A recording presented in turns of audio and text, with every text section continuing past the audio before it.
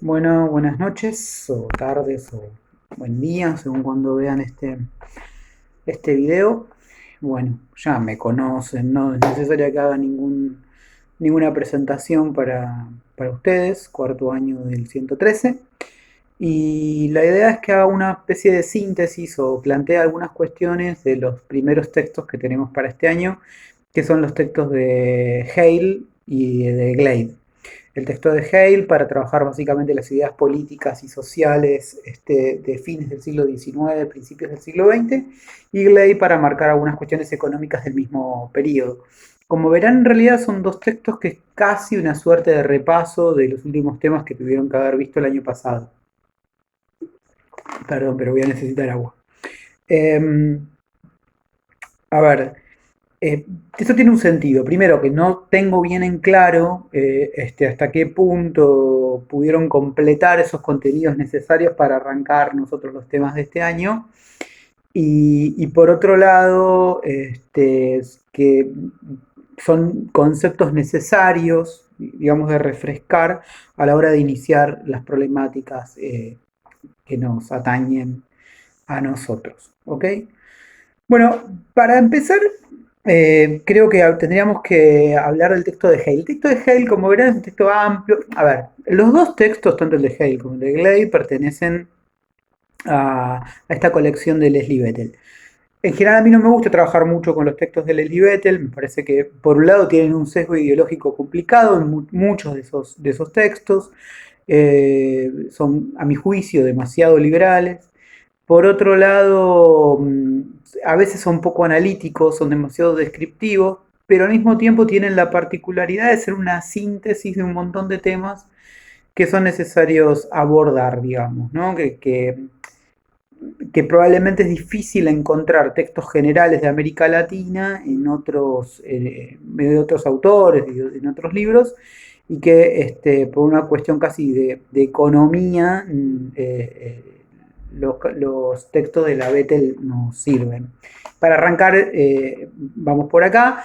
Prácticamente, no, si más no me equivoco, no vamos a tener más textos de Vettel, así que ya después van a ser textos específicos, ¿no? Entonces, volvemos al texto. Primero quiero hablar sintéticamente del texto de Hale, de las ideas políticas y sociales en América Latina, y luego del texto de Glade para pensar la economía en América Latina entre el último cuarto del siglo XIX y principios del siglo XX. A ver, de Hale voy a tomar básicamente dos ideas centrales que tienen que ver con el liberalismo y con el positivismo. El resto por ahora no nos preocupa. Y para el texto de Glade, ahí vamos a ver un poco más en profundidad. Primero, el texto de Hale nos lleva a pensar, digamos, que a estas ideas políticas y sociales que circulan en América Latina, especialmente que circulan un poco como digamos, estructura de pensamiento que sirve para legitimar el orden establecido hacia fines del siglo XIX, están sustentadas fundamentalmente a partir del ideario del liberalismo. ¿Sí? El liberalismo como corriente ideológica y de pensamiento se incorpora en América Latina a principios del siglo XIX, pero sin embargo, como quizás ya sepan por los textos que habrán leído el año pasado, decía, sin embargo, ese liberalismo se vio cuestionado y enfrentado por otras corrientes de pensamiento más vinculadas con las corrientes de pensamiento centrales durante el antiguo régimen y las sociedades tradicionales, y pensamos en Guerra, por ejemplo, en esta dicotomía que plantea entre tradición y modernidad, digamos, el liberalismo aparecería como la modernidad, como el pensamiento que expresa esa modernidad, y ese tradicionalismo, digamos, está expresado en una serie de corrientes de pensamiento que están más vinculados, digamos, con las sociedades de antiguo régimen.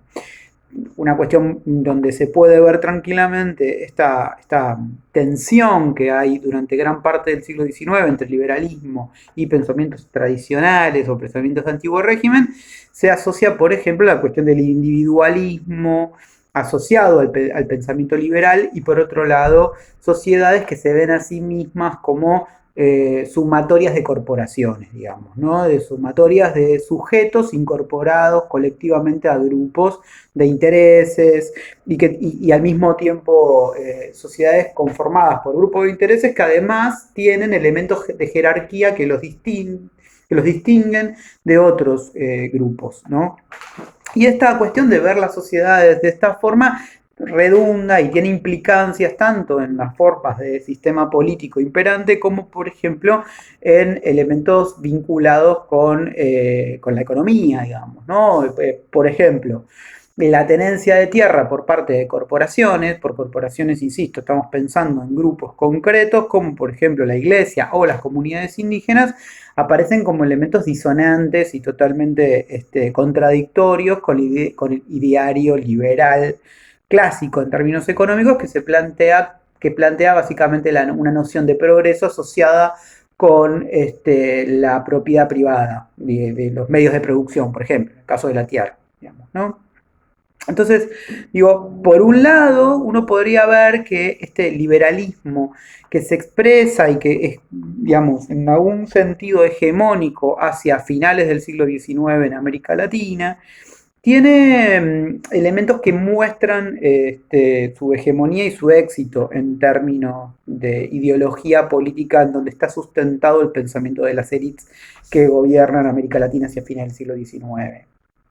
Digo, en primer término, un triunfo del liberalismo en términos económicos, digamos, ¿no? El liberalismo económico claramente es privilegiado en términos de corriente ideológica para pensar las economías, pero al mismo tiempo también a la hora de consolidación de los estados hay elementos del liberalismo que tienen una potencia muy importante y que demuestran el éxito del liberalismo en términos de corriente ideológica, como por ejemplo las cuestiones vinculadas con la laicización, ¿no? Con las leyes de laicización, por ejemplo la creación de cementerios, el monopolio del Estado para administrar las defunciones, los nacimientos, las defunciones asociadas, por otro lado, a las herencias y por lo tanto a la circulación de bienes, digamos, ¿no? Entonces, y luego la educación, ¿no? La educación. Estados que son cada vez más laicos e iglesias que se ven, digamos, que resisten a ese proceso de laicización del Estado, pero que al mismo tiempo en muchos casos terminan siendo subsumidas o incorporadas o cooptadas por parte del Estado, digamos, ¿no? Por otro lado, ese liberalismo poco a poco, en algunos casos, como el caso argentino, por ejemplo, triunfa en lo que hace al debilitamiento y a la eliminación de líderes caudillescos militares, por ejemplo. Esto sucede en Perú, sucede en la Argentina. En todo caso, y en México, por ejemplo, digo, pero en todo caso, esos caudillos no van a desaparecer en tanto caudillos, pero sí van a desaparecer en tanto caudillos independientes, con cierto grado de autonomía en relación al Estado. Lo que ahí se va a producir fundamentalmente es el triunfo del Estado sobre estas lógicas casi patrimonializadas del poder, quiero decir, de una suerte de poder privatizado por parte de estos caudillos. En todo caso, estos caudillos se van a incorporar, van a ser disciplinados por las estructuras del Estado. En alguna medida son elementos que condicen con el ideario liberal. Sin embargo, el ideario liberal sostiene un sistema político afincado en la idea de la representación. Después el tipo de representación, más o menos elitista, más o menos democrática, es otro tema, pero sí sustentado en la idea de la representación y el sistema democrático electoral. ¿Okay? Ahora, al mismo tiempo, en América Latina lo que vemos hacia finales del siglo XIX es la consolidación de estructuras oligárquicas, en el mejor de los casos, o directamente de lo que Alperín Dongui denomina como dictaduras progresistas. Y que estas dictaduras progresistas, cuyo ejemplo más claro es el gobierno de Porfirio Díaz en México, y de esas oligarquías progresistas, cuyo ejemplo más claro es la generación del 80 aquí en la Argentina, o aquella oligarquía que tiene el control del poder político en la República Vieja en el Brasil, digamos, ¿no? Son claramente las dos expresiones más acabadas de oligarquías que están asociadas a una idea de progreso unilineal vinculado con el desarrollo capitalista, obviamente, y con el ideario liberal. Y en ambos casos, las dictaduras progresistas como las oligarquías son un poco contradictorias con un sistema electoral democrático abierto que permite la participación de sectores medios y sectores populares, digamos. En realidad son sistemas políticos muy restringidos que hacen poca... eh, que son bastante contradictorios con el ideario liberal en términos de sistema político, digamos, ¿no? Son básicamente sistemas muy elitistas. Y, y digo, esos sistemas elitistas tienen que estar, digamos, tienen que estar justificados y legitimados a partir de un cuerpo de ideas que se incorpora en América Latina en ese momento y que sirve para contraponer o para matizar las contradicciones con el ideario liberal. Y básicamente ahí es donde entran a jugar el ideario del positivismo. ¿Sí? Hacia fines del siglo XIX, el positivismo como corriente de pensamiento muy general es cada vez más importante, no solamente en América Latina, sino que en gran parte del mundo, digamos, ¿no? Y el positivismo, la incorporación del positivismo en América Latina, tenemos que pensarlo básicamente en dos sentidos distintos. Digo, por un lado, ese positivismo sirve a la hora de pensar la estructuración y la consolidación del aparato estatal. El positivismo en tanto pensamiento que pone eje en el método científico y en el conocimiento técnico en muchas materias a la hora de solucionar los problemas. Entonces, la gestión estatal, especialmente en economía, da lugar a la aparición de, entre muchas comillas, de una suerte de tecnocracia, de personal burocrático que tiene un conocimiento técnico para la gestión y que digamos, este conocimiento, por un lado, lo diferencia de la política en algún punto, la política y la gestión del Estado pasa a ser una suerte de administración empresarial. Y hoy, por otro lado, también separa a este grupo de personas que son los que tienen el conocimiento del resto de la sociedad, digamos, ¿no? Y por supuesto, estas personas que tienen el conocimiento son directa o indirectamente miembros de esa misma élite que es la que gobierna. Para poner un ejemplo claro, es este grupo que fue denominado como los científicos, cuyo líder principal es José Limantur, ministro de Hacienda del gobierno de los últimos gobiernos de Porfirio Díaz. Este grupo de los científicos que tienen el control de la cuestión burocrática en el México porfirista, ¿no? Ahora, por un lado, el positivismo sirve para esto, para esta gestión estatal a partir del conocimiento, pero fundamentalmente para lo que sirve es para la consolidación de ese grupo oligárquico en el poder. ¿Por qué?